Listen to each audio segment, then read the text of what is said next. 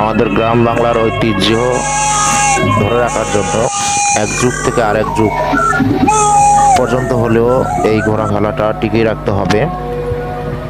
আমার জীবনের প্রথম এই ঘোড়া খেলাটি আমাদের গ্রামে অনুষ্ঠিত হয়েছে। আমি এর আগে কখনো আমাদের গ্রামের আর কখনো দেখতে পাইনি বা এরকম ঘোড়া খেলা দেখতে পাইনি।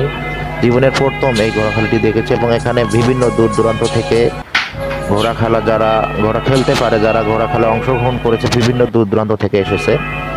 এই যে ঘোড়া খেলা শুরু হয়ে গেছে, এখানে 4 জন ঘোড়া খেলায় অংশগ্রহণ করেছেন। এর মধ্যে একটি ছোট্ট মেয়ে, যার শরীরের থেকে সাহসের কথা তো না বললেই নয়, তার অনেক সাহস।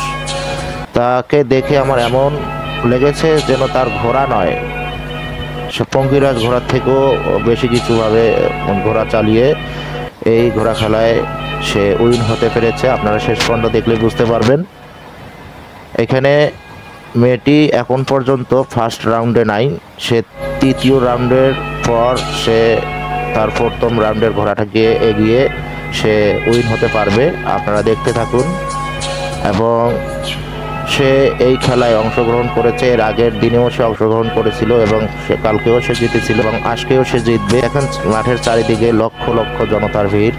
এখানে কিন্তু সবাই চাচ্ছে যে সেই ভাইরাল হালিমা মেয়েটি জিতুক। তো অবশেষে সে জিততেও পারে। সবাইকে পিছনে ফেলে সে এগিয়ে যায় তার ঘোড়াকে নিয়ে। তার সাহস দেখে তো সবাই হতবাক যে এত অল্প বয়সের একটি মেয়ে ঘোড়া খেলায় অংশগ্রহণ নিয়ে সে উইন হতে পেরেছে। তো আপনারা এর আগে কখনো কোথাও দেখেছেন কিনা জানি না। এই যে দেখেন, সে এখনই এগিয়ে যাবে।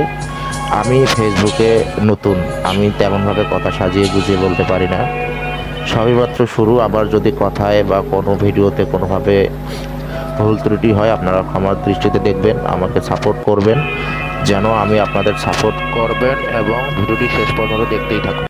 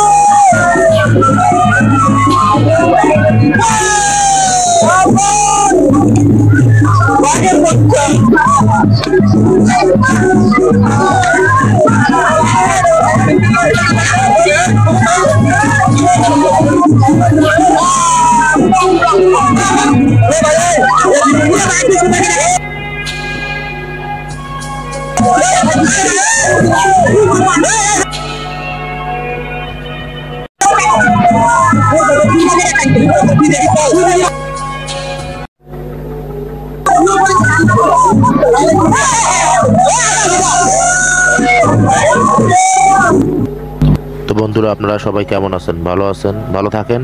মোট কথা হচ্ছে আপনারা সবাই আমাকে সাপোর্ট করবেন, আমি যেন আপনাদের উৎসাহ পেলে ভালো কিছু করতে পারি, ভালো কিছু আপনাদের দিতে পারি।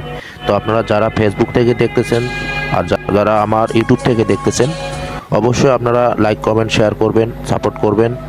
অবশ্যই আপনাদের সাপোর্ট পেলে আমি আপনাদের